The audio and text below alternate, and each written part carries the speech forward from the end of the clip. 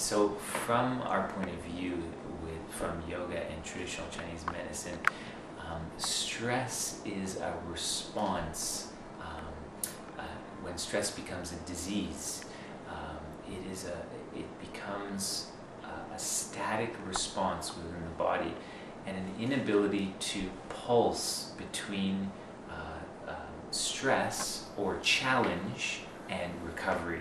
So stress itself is not the problem. What's more the problem is our perception of the stress, the outside stressors, and the way it affects us internally.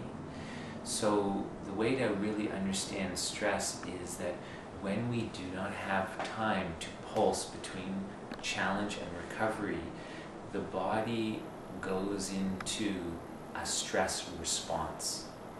And stress response includes the way it affects breathing, the way it affects our emotional state of mind, our sense of well-being, our nervous system, so our sleep can be affected, and the general feeling in the body.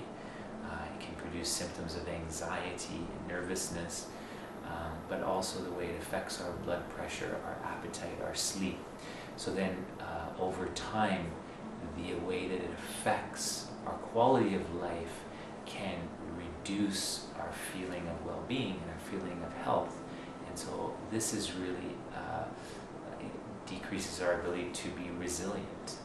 And the thing that's so important to understand with stress is that this lack of resiliency is really the same way of describing an inability to pulse between a stressful situation and then a recovery where we can bring the system into a state of balance and equilibrium.